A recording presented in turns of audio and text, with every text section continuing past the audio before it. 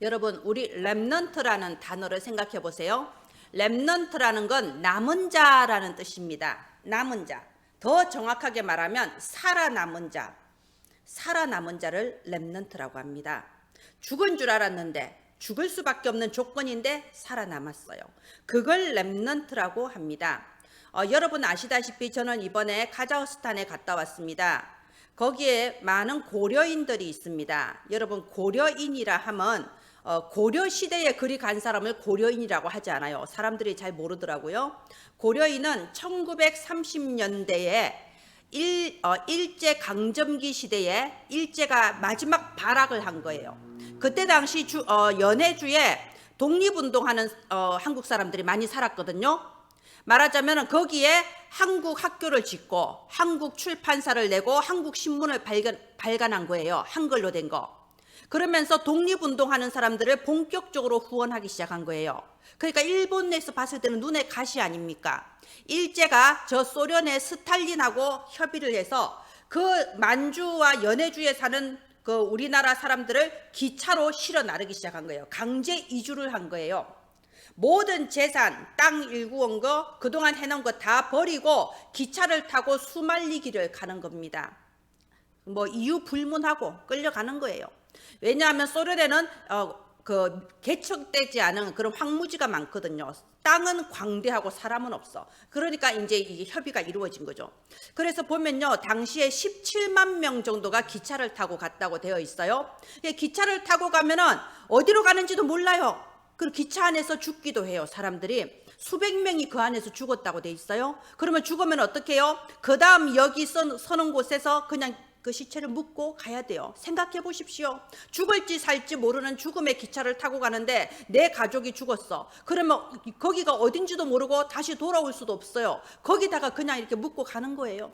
그렇게 해서 우리는 이제 가서 죽는구나 생각해서 간 데가 그 추운 그 황무지에 사람이 살 수 없는 환경에 다 풀어놓은 겁니다.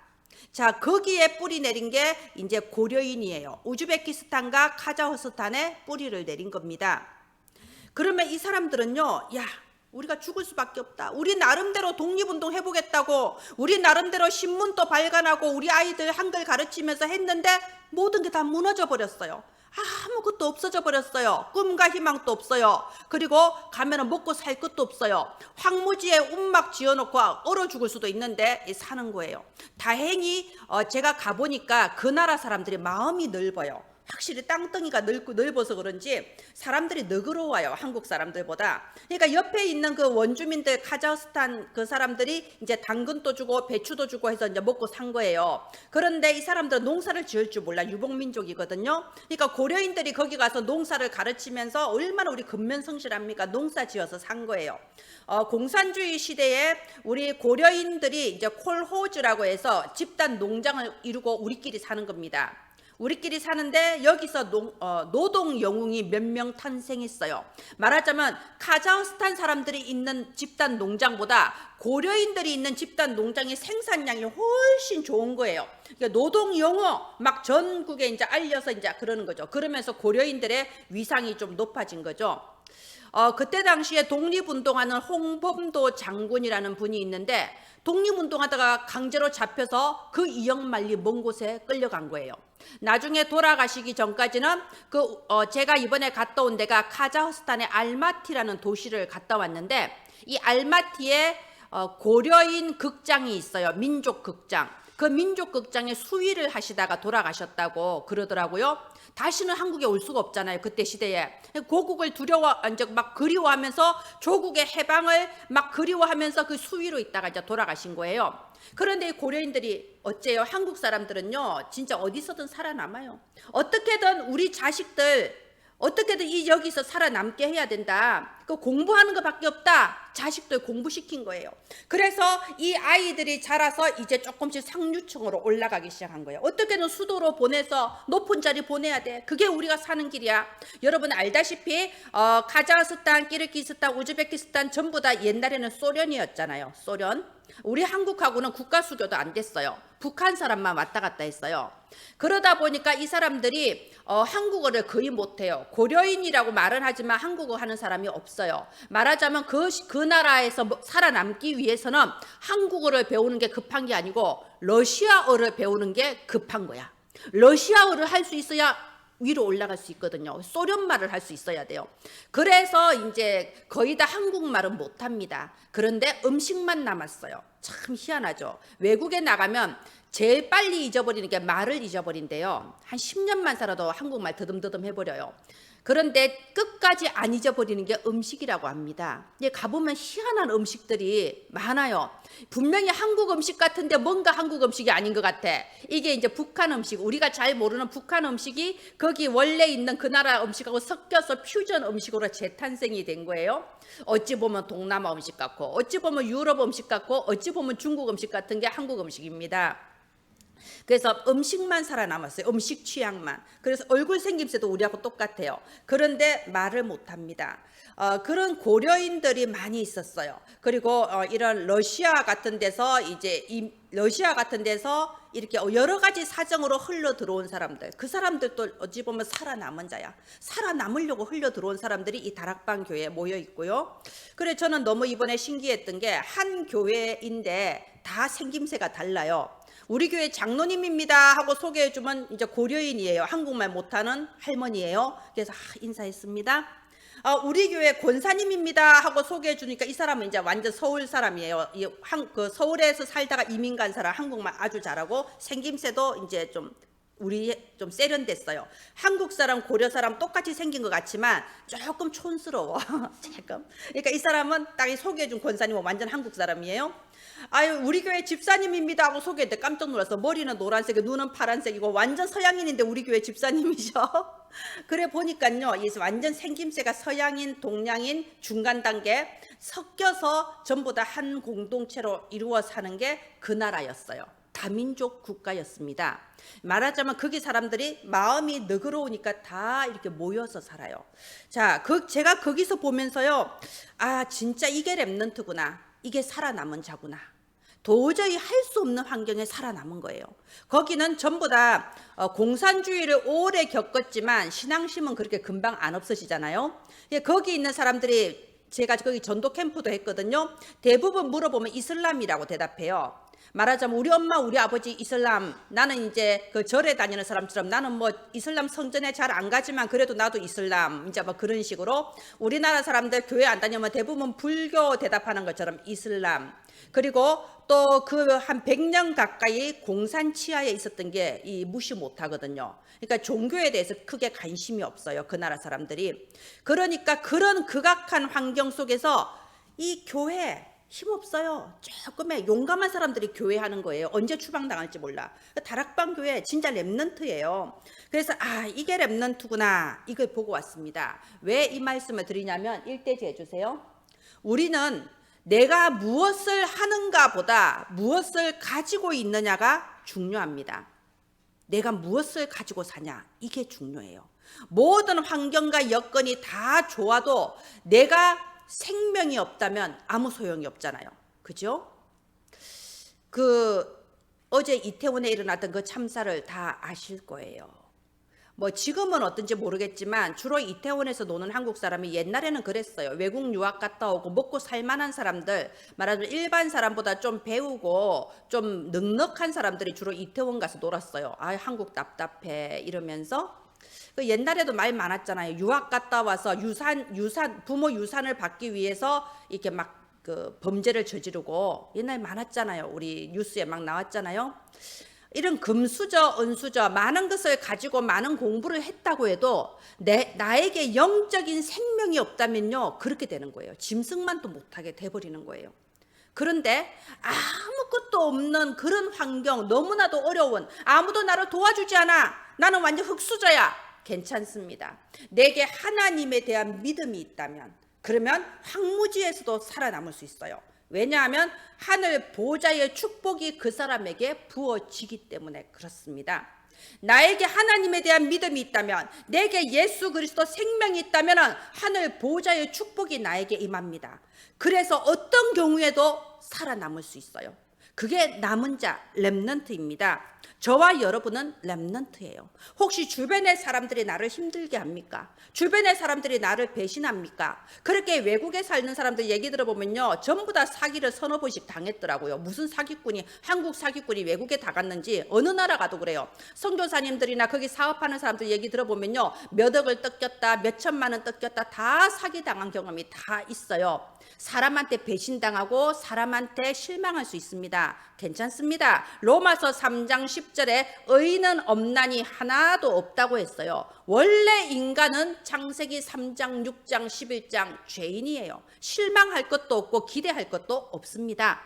때로는 나 자신에게 대해서 실망할 때가 있어요. 나는 왜 이것밖에 안 될까? 나는 왜 이럴까? 괜찮습니다. 빌립보서 1장 6절에 너희 속에 착한 일을 시작하시니까 그리스도의 날까지 이루어 가실 줄을 확신함이라. 하나님은 지금 여러분을 만들고 계세요. 나를 만들고 계세요. 우리를 하나님이 만들어 가시는 걸작품이에요. 하나님께서 봤을 때는 우리가 저 다이아몬드보다 더 귀중한 보석 같은 존재들이에요. 그렇기 때문에 하나님이 나를 만들어 가시는 겁니다. 나를 조금씩 내 생활을 정리하세요. 복음에 상관없는 거, 복음에 불필요한 것들은 털어내세요. 너무 늦게까지 스마트폰 보고 술 마시고 친구 만나는 거 잠깐은 즐거운 것 같지만 나에게 도움이 안 돼요. 불필요한 거 털어내세요. 내가 하나님께 집중하는데 방해되는 거 털어내세요. 정리하세요. 왜냐하면 우리는 하나님이 만드시는 보석들이기 때문에 그래요. 보석이 괜히 보석이 됩니까? 원래 땅에서 캤을 때 그 원석은 그냥 돌덩어리예요. 자갈덩어리예요. 근데 그걸 깎아내고 닦아내면서 보석이 되잖아요. 하나님이 지금 우리를 깎아내고 있어요. 너무 돈에 집착한다. 경제 어려움 겪게 하십니다. 경제에 답나게 하십니다. 경제에 답이 나지 않은 상태에서 신앙생활하면 사기를 당하거나 사기를 치거나 이렇게 되는 거예요. 너무 인간관계에 힘들다. 내가 예민해서 그래요. 하나님은 나에게 계속 상처받으면서 내가 둔감해지게 만들어. 강해지게 만들어요. 어떤 사람도 품을 수 있는 그릇으로 나를 넓혀주세요. 하나님은 지금 또 나를 만들고 계십니다. 그리스도의 날까지 이루어 가실 줄을 확신함이라. 전혀 영향받을 필요 없습니다. 괜찮습니다. 아무 상관없습니다. 혹시 내게 염려할 거, 걱정할 거 있습니까? 빌립보서 4장 6절에 말씀하셨어요. 아무것도 염려하지 말고 오직 모든 일에 기도와 간구로 너희 구할 것을 감사함으로 아뢰라. 아무것도 염려하지 마라. 감사하면서 기도해라. 하나님은 다 듣고 계십니다. 하나님 다 보고 계십니다. 감사하세요. 응답받을 거 미리 알고 감사하면서 기도하세요. 그리하면 모든 지각에 뛰어나신 하나님의 평강이 너희의 마음과 생각을 지키시리라. 이게 무슨 말인가요? 하나님의 지식, 과거, 현재, 미래를 미리 알게 하시는 하나님의 지식으로 우리의 마음에 평강을 주시는 겁니다. 아무것도 염려할 필요가 없습니다. 나는 진짜 끝났다. 이제는 정말 아무 소망이 없다. 이제 진짜 큰일 났다. 걱정하지 마세요. 끝나지 않습니다. 로마서 8장 31절부터 39절에 보면요. 너희를 향하신 그리스도 안에서 너희를 향하신 하나님의 사랑은 결코 끊을 수 없음이라. 하나님이 우리를 사랑하시는데 누가 우리를 대적하겠냐? 그 무엇도 하나님의 사랑에서 너희를 끊을 수 없다. 절대로 절망은 없습니다. 끝은 없습니다. 하나님은 모든 것이 무너지고 바닥에 있다 해도 다시 살리시고 회복시키시고 싸매어 주시고 치유해 주셔서 다시 세우시는 것이 하나님이십니다. 원래 동터기 직전이 가장 어두워요. 내가 지금 힘들다? 얼만큼 힘듭니까? 저는 지금까지 신앙생활하고 하나님 믿으며 살아온 세월 동안 제가 본 거는요. 진짜 힘들다. 난 정말 한계다. 더 이상 못한다. 이러고 나면요. 더 힘든 게 와. 바닥 밑에 지하가 있어. 와, 진짜 이럴 수가 있구나. 진짜 난 정말 더 이상 견딜 수 없다. 하나님 이럴 수가 있습니까? 더 힘드네. 더 힘든 게 와요. 좀 있으면은. 그래서 제가 어느 날 깨달은 거예요. 내가 그동안 했던 모든 불신앙의 말들은 정말 부끄럽구나. 더 힘들고 더 어려울 수 있는데 하나님이 나를 붙들어 주셔서 그만큼 내가 했던 거구나. 내가 지금 이렇게 불신앙의 말을 하고 있으면 나는 아직도 더 훈련받아야 되는 거구나. 그래서 감사하면서 기도하기 시작한 거예요. 하나님이 주신 말씀이 나의 미래예요. 하나님 내게 이 언약 주셔서 감사합니다. 언약대로 이루실 거니까 감사합니다. 하나님 미리 감사합니다. 아니 그러다 보니까 점점 감사할 거리가 생기기 시작하는 거예요. 점점. 여러분 신앙생활이 그래요. 때로는 나는 저 온실 안에 있는 화초처럼 조금만 바람만 불어도 아 힘들어 하나님 이럴 수 있어요. 이럴 수 있어요. 그게 우리예요. 우리 수준이 그렇습니다. 그러면 더 큰 바람이 불어오는 거예요. 막 비바람이 몰아치는 거예요. 그때 아는 거예요. 그때가 평안했구나. 그런 과정이 필요합니다. 우리가 훈련 받는 거예요. 혹시 내가 지금 어렵다고 해도 동트기 직전이 가장 어두워요. 가장 힘들 때는 이제 회복할 때가 된 거예요. 가장 밑바닥에서 가장 절망 속에서 그리스도 붙잡을 때 시작됩니다. 새로운 역사가 시작됩니다. 그 고려인들처럼 일제 치하에서 희망을 찾아보겠다고 신문을 발간하고 학교를 짓고 열심히 했는데 한순간에 다 뺏겼어요. 죽음의 열차를 타고 몇 마일을 갔어요. 절망입니다. 죽음입니다. 그런데 거기서 다시 일어난 거예요. 하나님은 우리를 살아남은 자라고 하셨어요. 렘넌트라고 하셨어요. 어떤 경우에도 절망하지 않기를 바랍니다. 어떤 경우에도 그리스도 붙잡고 일어나기를 바랍니다. 내가 절망했을 때에 다른 방법으로 일어나면 다른 사람에게도 다른 걸 가르쳐요. 내가 절망하고 힘들 때 오직 그리스도로 일어나기를 바랍니다. 오직 하나님의 말씀 붙잡고 일어나기를 바랍니다. 그래야 다른 사람에게 그리스도를 전할 수 있어요. 하나님은 그때까지 우리를 기다리십니다. 오직 그리스도 하나 붙잡고 일어날 때까지. 사람 의지하지 마세요. 다른 거 의지하지 마세요. 그리스도만 붙잡으세요. 그리스도 붙잡고 일어난 사람이 그리스도의 증인이 됩니다. 하나님은 그때를 지금 기다리고 계십니다. 오늘 우리가 읽은 이 시편 84편은요. 앞에 제목에 보면 뭐라고 되어 있습니까? 고라 자손의 시라고 되어 있어요. 고라. 오늘 말씀 제목도 고라 가문의 재창조죠. 여러분 이 고라라는 이름을 여러분 딱 붙들으셔야 돼요. 이 고라라는 이름이 굉장히 저주의 이름이었어요. 민수기 16장에 그 사건이 나와 있습니다. 이 모세가 이스라엘 백성을 이끌고 저 광야를 지나가는데 사람들이 반역을 일으킨 거예요. 고라라는 사람이 주축이 됐어요. 이 사람도 레위인이거든요. 이 고라라는 사람이 앞에 나와서 막 모세를 반역하기 시작하는 거예요. 왜 너그만 우리를 다스리려고 하냐? 네가 우리 왕이냐? 막 이런 식으로 왜 우리를 광야에 끌고 왔냐? 다시 애굽으로 돌아가는 게 낫겠다. 여기에 주모자가 고라였습니다. 이 고라의 말이 그럴듯해서 고라를 따라가는 사람이 250명씩이나 있었다고 해요. 그래서 그날 아침에 이 250명, 고라를 시작으로 250명이 앞으로 딱 나온 거예요. 왜 모세 너만 우리를 이래라 저래라 하냐? 이랬어요. 그런데 하나님이 세우신 모세를 반역했다는 것은 하나님을 반역하는 것과 같거든요. 그래서 모세가 말했습니다. 너희 말이 옳으면 하나님이 응답하실 거다. 만약에 우리가 옳으면 하나님이 너희를 산채로 저 스올은 지옥을 말해요. 스올로 산채로 들어가게 하실 것이다. 과연 그때 땅이 갈라졌어요. 오, 무서운 사건이 났습니다. 정말 이 고라 이 사람들이 서 있는 그 땅이 갈라진 거예요. 어제도 우리 지진 났잖아요. 땅이 갈라지면서 그 고라와 반역하는 250명이 산채로 땅 속으로 빨려 들어가 버렸어요. 그 안에가 보였겠죠. 불지옥. 그리 들어가 버린 거예요. 그리고 그 위로 땅이 다시 합쳐졌습니다. 그리고 여호와의 불이 나와서 모든 사람들을 산채로 불살라 버렸다고 돼 있어요. 무서운 기록이 있습니다. 그리고 그때 고라의 아들들은 살아남았다라고 돼 있어요. 여러분 우리나라는 얼마 전까지만 해도 연좌제라는 게 있었어요. 부모나 형제가 어떤 월북했다거나 이런 게 있으면 그 사람들은 어디 취직을 못 하잖아요. 그런 식으로 연좌라는 게 있었어요. 그런데 이스라엘은 연좌가 없어요. 옛날부터 이 성경이 있을 때부터 연좌라는 걸 하면 안 된다고 성경에 딱 나와 있어요. 아버지의 죄를 아들에게 물리면 안 되고 아들의 죄를 아버지한테 물리면 안 된다고 돼 있어요. 말하자면 고라가 반역을 했지만 아들들은 거기 참여를 안 한 거예요.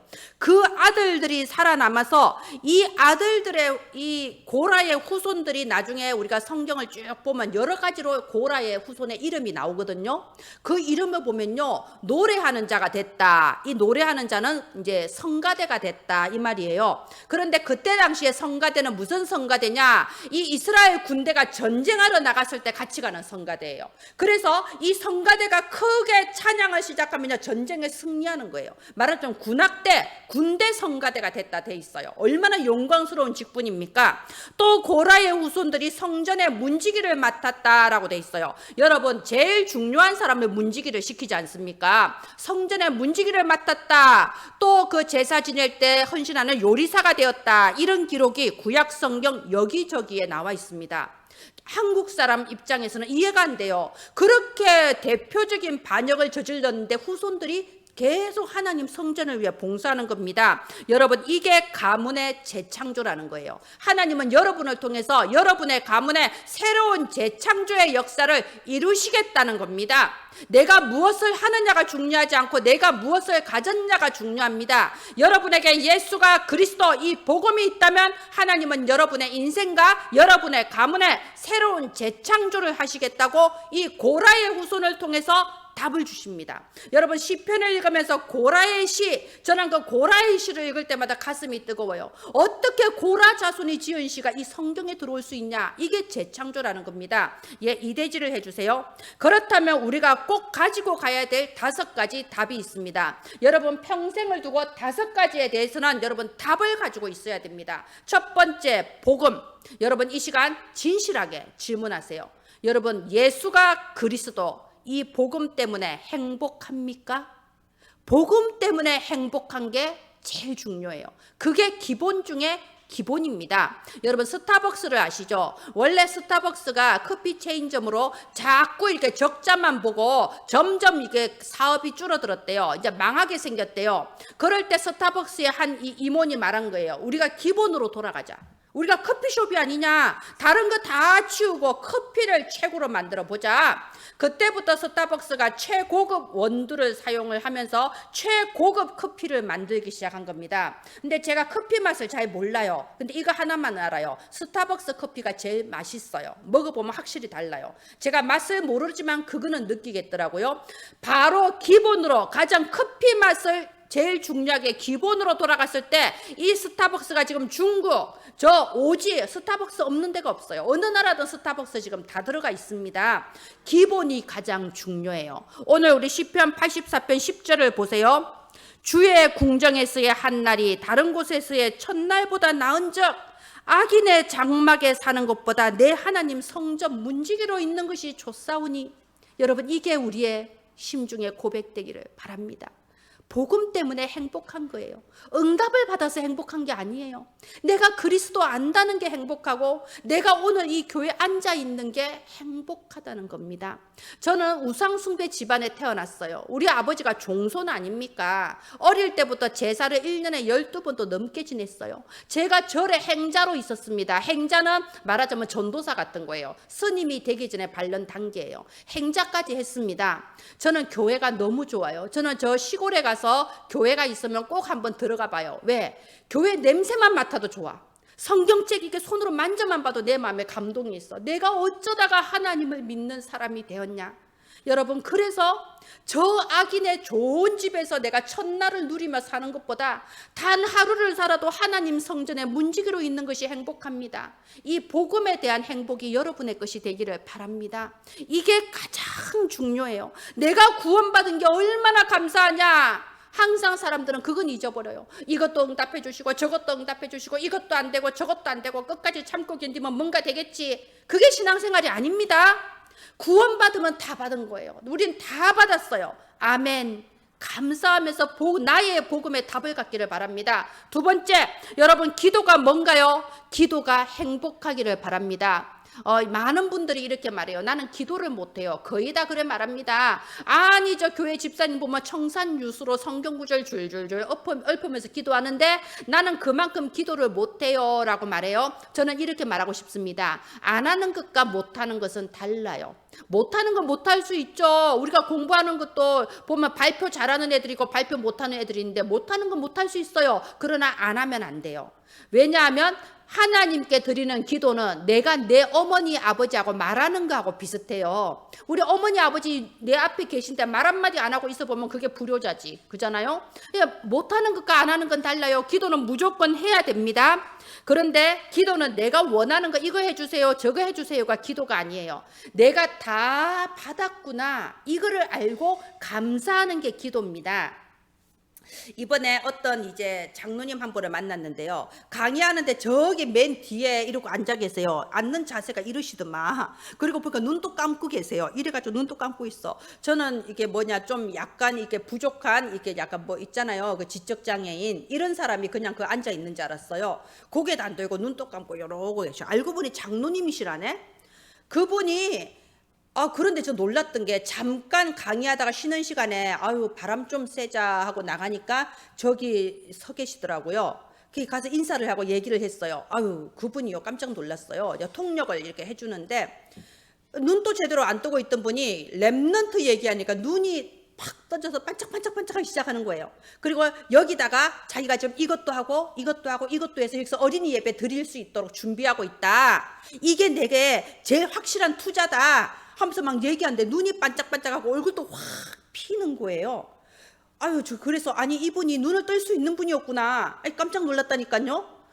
또 마지막에 이제 마지막 공항 오기 전에 저녁 식사를 그분이 대접을 한대요. 예, 갔습니다. 큰 3층짜리 식당이었어요. 자기 아들이 그 식당 사장이라더라고. 그러니까 3층에다가 따로 넓은 공간에 테이블 이렇게 따로 딱 우리만 앉게 해놨더라고요. 손님 아무도 없고 거기는. 그래서 음식을 잔뜩 차려놨는데 그분의 남편, 그분의 여동생 2명 그리고 뭐 조카 사위 이렇게 다 모였어. 원래는 한 가문이 다 모인대. 근데 그 나머지 가문 어린 애들부터 젊은 사람 전부 다 한국에 와 있대요. 돈 벌러. 그 우리가 옛날에 돈 벌러 일본 가고 미국 간 것처럼 다 지금 한국에 와 있어서 이제 나이 든 사람만 남은 거예요. 다 모아놓고 통역을 통해서 얘기하는데 완전히 눈이 살아 있어요. 하는 말이 제가 여기서 모슬렘 아이들한테 이슬람 아이들한테 그렇게 전도해도 안 듣는다는 거예요. 우리는 원래 이슬람이에요.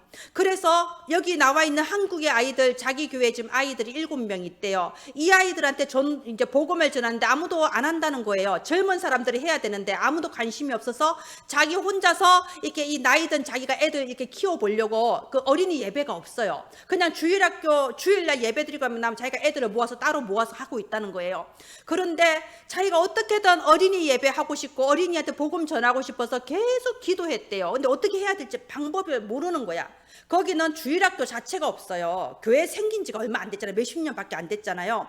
방법을 모르고 있는데 자기가 계속 기도했대요. 하나님 가르쳐 달라고. 그랬는데 자기 기도 응답으로 제가 왔다는 겁니다.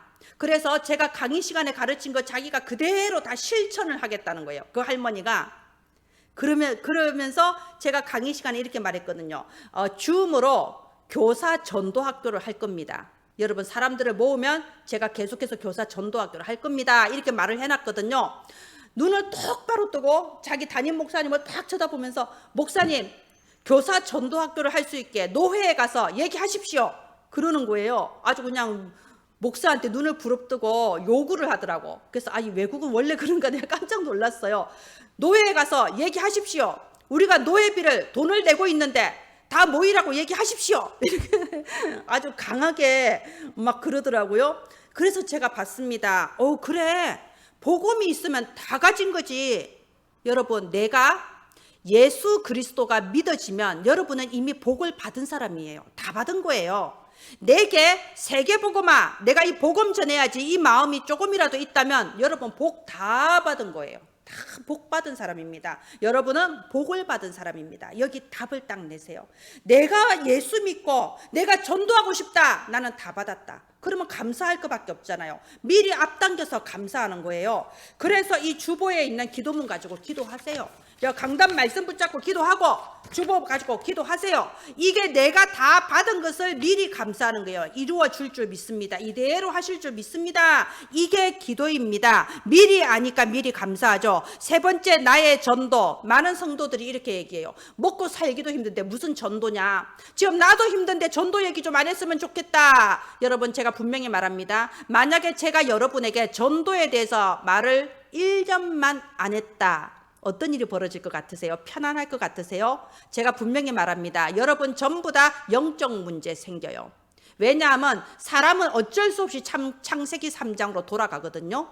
제가 전도 얘기를 안 하면요, 창세기 3장 항상 나 중심이야. 내 문제, 내 고민, 나 힘들어요, 나 어려워요, 하나님 응답 안 해주세요. 그러면서 창세기 3장의 올무에 빡 걸려버려요. 이 올무에 팍 걸려버려. 쥐도채 걸리듯이. 그러면 거기서 계속 다람쥐 쳇바퀴 도는 거예요. 아유, 사는 게 힘들어요. 신앙생활 힘들어요. 기도 응답이 안 돼요. 내 사정, 내 아들, 내 자식, 내 돈, 내 건강, 다람쥐 쳇바퀴만 계속 돌면서 교회만 다녔다 뿐이지 육에 속한 자 돼버리는 거예요. 여러분, 그래서 우리는 전도에 대해서 말씀을 듣고 전도에 대해서 생각하고 전도를 해야 되는 겁니다. 그게 내가 사는 길이에요. 다른 사람이 아니고 내가 사는 겁니다. 그래서 나의 업이 나온 거예요. 제가 저희 지난주 메시지 아닙니까? 하나님께서 내게 직업을 주신 것은 내가 전도, 선교, 후대 살리라고 직업을 주신 거예요.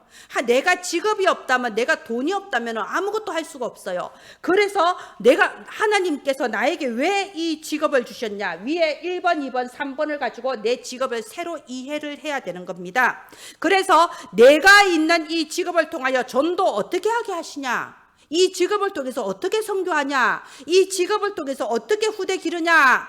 나의 전도 현장, 선교 현장, 후대 현장을 내 직업 속에서 찾아야 돼요. 이번에 그 선교사님 만났을 때 이 선교사님이 선교사님 치고는 굉장히 지금 안정됐어. 내 땅이 있고 내 교회가 거기 딱 건축이 돼 있어요. 1층은 교회, 2층은 사택이에요. 너무 좋더라고요. 선교사님들 중에서는 굉장히 안정돼 있는데 그 이유가 뭐냐?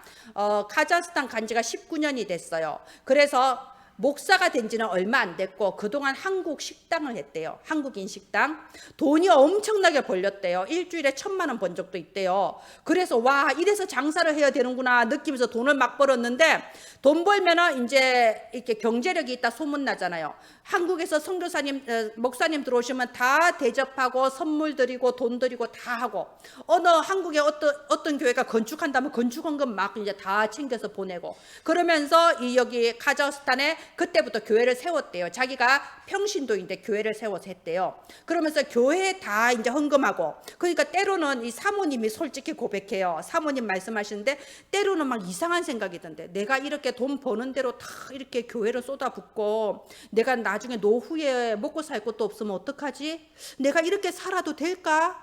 내가 잘못 사는 거 아닌가? 막 이런 걱정이 어느 날 막 들어오기 시작한대요. 그러면 이제 그때마다 한국에서 오신 목사님 말씀 들으면서 또 다시 힘내고, 그래, 오직 그리스도, 오직 하나님 나라, 오직 성령, 이렇게 하면서 이렇게 왔다는 거예요. 그런데 어느 날 보니까, 지금 딱 보니까 이제 누림의 시간, 식당은 한 몇 년 전에 닫았고 오로지 목회하신다고 그러더라고요. 지금은 내 인생에 제일 누리고 있다. 제일 편안하다. 주변에 다 둘러봐도 선교사 중에 나만큼 안정된 사람이 없다. 이게 경제의 근원이 열렸다고 하는 겁니다. 내가 무엇 때문에 돈을 벌고 무엇 때문에 이 업을 하냐, 이 감람산 미션을 깨달았을 때 경제의 근원이 열리는 겁니다. 여러분, 나의 직업 현장 속에서 전도 캠프가 일어나야 돼요. 왜 우리가 모여서 전도 캠프 하냐? 교회에서 모여서 하는 그거라도 안 하면은 습관이 안 돼서 내 직업 현장에서 말 한마디 입이나 떼겠습니까? 부끄러워서. 그래도 교회에서 모여서 전도 캠프하고 훈련 받으면 내 직업 현장에서 전도가 되는 거예요. 여러분의 직장 현장에서 다락방의 문이 열려야 됩니다. 또 5번째, 그렇게 했을 때 내 생각, 내 그릇이 달라져요. 여러분, 나의 그릇은 살리는 그릇이 돼야 돼요. 죽이는 그릇 되면 되겠습니까? 부흥하는 그릇이 돼야 돼요. 성장하는 그릇이 돼야 돼요. 다 살리는 그릇이 돼야 돼요. 그게 바로 생각이라는 겁니다. 보세요. 이 고라 일파가 산채로 지옥에 떨어졌어요. 나머지 후손이 살아남았다고 하지만 살겠습니까? 주변에서 손가락질하고 꼬리표 붙고, 나중에 구약 성경에 보면 그런 부분이 나와요. 어떤 여자가 말을 하는데 우리 아버지는 저 고라와 연관되지 않았다라고 항변하는 게 나와요. 말하자면 이게 뭐냐, 고라의 자손들하고는 결혼도 안 해, 장사도 안 해. 고라 자손은 피해 다녀야 돼. 반역자잖아요, 그죠? 그 속에서 따돌림 당하고 꼬리표 달고 살면서 어떻게 고라 자손들이 살 수 있었겠어요? 그게 생각, 그릇이라는 거예요. 나에게는 그리스도 생명이 있다, 나는 하나님의 자녀다, 예수는 그리스도, 나는 하나님 자녀, 모든 문제 끝. 그게 우리의 생각의 그릇입니다. 그럴 때 하나님께서 때를 따라 돕는 은혜를 우리에게 주시는 겁니다. 예, 2대지 하겠습니다. 3대지 해주세요. 오늘 이 시편 84편은 성전에 올라가는 노래예요. 말하자면 5가지의 확실한 답을 가지고 재창조의 축복을 누리는 고라 후손들이 예배드리러 가면서 부르는 노래다, 이 뜻입니다. 여기 1절부터 한번 보세요. 1절, 만군의 여호와여, 주의 장막이 어찌 그리 사랑스러운지요. 여러분, 이 마음 듭니까? 교회가 너무 사랑스럽습니까? 교회 오면 좋습니까? 예, 이게 진짜예요. 이 고라 자손이 지금 이 얘기를 하고 있는 거예요. 나는 너무나도 이 복음이 좋아요. 왜? 그래서 4절에 보십시오. 주의 집에 사는 자들은 복이 있나니 그들이 항상 주를 찬송하리이다. 어떤 사람 복 있다고 했나요? 내가 예수 믿으면 복 있는 사람이에요.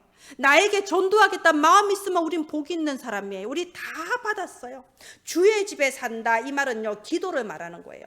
내가 집에 있어도 내가 기도하면 거기가 주의 집이지, 내가 하나님께 기도하고 예배드리는 거기가 하나님의 성전이라니까요. 그래서 주의 집에 사는 자는 복이 있나이다. 혼자 있든 여러 명 함께 있든 하나님과 함께함을 누리고 예배드리는 자, 그게 복 있는 자다, 이겁니다. 5절 보세요. 5절에 주께 힘을 얻고 그 마음에 시온의 대로가 있는 자는 복이 있나이다. 마음에 시온의 대로, 마음에 큰 길이 있는 거예요. 무슨 길인가요? 하나님을 향한 길이 내 마음에 있는 거예요. 기도를 말하는 거예요. 하나님께 얼마든지 나아갈 수 있는 기도의 이 길이 있는 사람은 복 있는 사람이에요. 여러분, 내가 기도할 수 있다, 난 정말 복받은 사람입니다. 그래서 여기 6절부터 쭉 보세요. 하나님께서 내가 눈물의 골짜기를 지나간다 해도 많은 샘으로 나를 채워주시고 이른비의 복으로 나를 채워주시는 겁니다. 7절에 힘을 얻고 더 힘을 부어주신다는 겁니다. 기도할 때 하나님께서 힘을 주시고 더 힘을 부어주시는 겁니다. 그래서 8절에 만군의 하나님 여호와여, 내 기도를 들으소서. 하나님은 우리의 기도를 듣습니다. 사람들이 나를 무시해도, 내가 가장 어려운 골짜기에 있어도 하나님은 내 기도를 듣습니다. 그래서 10절에 이 고백이 나온 거예요. 주의 궁정에서의 한 날이 다른 곳에서 천날 있는 것보다 좋다, 이렇게 말씀하는 겁니다. 우리가 얼마 전에 40일 집중을 했죠. 제가 40일 집중할 때는 4시에 일어나서 준비해서 여기 한 4시 40분에 내려와요. 그럼 4시 40분부터 시간 될 때까지 유튜브에 들어가서 여러 나라의 여러 교회에 새벽 기도하는 실황을 이렇게 봤어요. 제가 깜짝 놀랐어요. 순복음 교회니 먼 교회니 큰 교회 가니까 그 새벽 5시에 사람들이 가득 차 있는 거예요. 우리는 영상으로 하는데 거긴 다 와 있어. 심지어 남자들이 양복을 다 입고 와서 앉아 있어요. 심지어 성가대가 하얀 블라우스를 입고 화장 다 하고 성가를 하네. 심지어 저런 우리 혜미 맑음이 같은 어린아이가 앞에 나와서 성경을 읽네. 그 새벽에 5시도 안 됐는데. 야, 제가 놀랐습니다. 야, 우리가 다 잠자고 있을 때 이런 사람들이 있구나. 이런 사람들이 복받은 사람입니다. 우리가 바로 그 대열에 서 있는 거예요. 그래서 여러분 보세요. 11절에 보면요, 그런 사람에게 하나님께서는 은혜와 영화를 주시고 좋은 것을 아끼지 않는다고 되어 있습니다. 이게 우리가 받는 복입니다. 하나님은 여러분에게 영화롭게 해주시고 좋은 것을 아끼지 않고 복을 부어주신다, 이겁니다. 그래서 12절에 만군의 여호와여, 주께 의지하는 자는 복이 있나이다. 여러분 믿으십니까? 정말 이 사실이 믿어진다면 지금 여러분 예배드리는 이 시간이 무슨 시간인 것 같아요? 최고 복을 받는 시간이에요. 이 시간에 하늘의 보좌의 문이 쫙 열리고 여러분에게 보좌의 축복을 물붓듯이 부어주시는 시간이다, 이겁니다. 예, 그래서 3대지 시편 103편 20절 22절에 보면요, 능력이 있어서 여호와의 말씀을 이루는 너희 천군들이여, 너희 천사들이여, 우리가 있는 모든 곳에 주의 천군 천사들이 가서 하나님의 말씀대로 이룬다 이거예요. 이게 시편 103편 20절 22절 말씀입니다. 제가 왜 수요 선교 예배 다 와달라고 했나요? 수요일에 와서 저를 위해 기도해 달라고 했습니다. 여러분들이 이곳에서 저를 위해 기도해 주셨기 때문에 제가 그곳에 가서 제자들을 만날 수 있었어요. 굉장히 아주 좋은 선교를 지금 보내고 왔습니다. 나중에 뭐 시간이 되면 또 보고할 시간이 따로 있을지는 모르겠는데요. 정말 주의 사자들이 파송됐다, 이게 느꼈어요. 그 선교사님 사모님이 저한테 그래요. 목사님 기도 엄청 하고 오셨나 봐요. 시간이 딱딱 맞아 떨어지네요. 정말 여러분이 기도했을 때 주의 사자가 파송됐습니다. 열왕기하 19장 35절에도요. 그 히스기야가 하나님 앞에 눈물 흘리면서 기도했잖아요. 아무리 온갖 방법을 써도 저 군대 18만 5천 명이 쳐들어오겠다고 버티고 있네. 꼼짝도 안 하네. 히스기야가 왕이 성전에 가서 꿇어 엎드려서 그냥 기도한 거예요. 하나님 보시옵소서, 하나님 보시옵소서, 그냥 기도했어요. 그런데 그 밤에 여호와의 사자 한 명의 여호와 천사가 나와서 아수르 군사 18만 5천 명을 그 밤에 다 몰살시켰다고 돼 있어요. 이게 기도의 힘입니다. 이게 예배의 힘이라는 겁니다. 사도행전 12장에는 무슨 사건 나오나요? 베드로가 감옥에 갇혀서 내일 사형당합니다. 그래서 교회 성도들이 교회에 모여서 무서우니까 문 잠그고, 군대가 올 수 있으니까 문 잠그고 교회에 모여서 캄캄한 중에 기도했는데 천사가 베드로에게 가서 감옥의 문을 열고 베드로를 탈출시켜줬다고 돼 있어요. 사실상 그때 기도하는 사람들은 잘 안 믿었나 봐요. 천사가 올 거라는 걸. 그러니까 문 잠궈놓고 기도했지. 그래서 베드로가 밖에서 문 열라고 문 두드리니까는 깜짝 놀라잖아. 어떻게 이런 일이 있을 수 있냐. 우리가 기도할 때 지금 또 똑같은 역사가 일어납니다. 예, 결론해 주세요. 결론, 여러분 속지만 마세요. 하나님은 언제나 재창조의 역사를 이루십니다. 절대 안 돼도 하나님은 재창조의 능력으로 역사하세요. 모든 것을 바꾸어 주십니다. 독수리가 날개치며 올라간 같은 새 힘을 주신다 이겁니다. 그래서 주님을 의지하는 자는 복이 있나이다. 여러분이 1000시간 만시간 일하고 노력하는 것보다 여러분이 기도하는 그 시간에 주의 영이 역사해 주십니다. 아무리 열심히 해보세요. 남 좋은 일만 해요. 하나님께 기도해서 보좌의 축복을 받아야 되는 겁니다. 우리는 하다 보면 지치고 힘들 수도 있어요. 그러나 하나님은 지치지 않습니다. 보좌의 축복은 끝이 없습니다. 이 5가지, 나의 복음, 나의 기도, 나의 전도에 대해서 확실한 답을 가지고 나의 직업을 이해하시기 바랍니다. 그러면 그때부터 나의 그릇이 다 살리는 그릇으로 바뀌게 됩니다. 여러분이 이 주보를 가지고 나만의 기도 시스템을 만드세요. 나만의 영적 시스템을 만드세요. 그랬을 때에 내가 살아나고 내 가문의 재창조의 역사, 고라 가문의 역사하신 하나님의 역사가 여러분의 가문에 임하실 줄을 믿습니다. 기도합니다.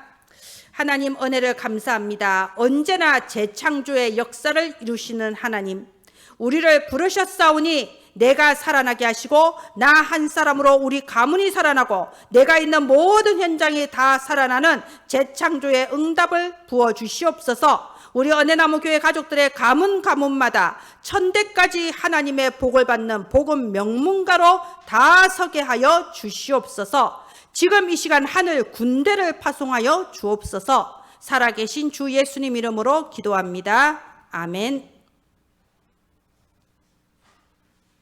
네, 우리 다 함께 찬송가 436장 찬양하겠습니다. 찬송가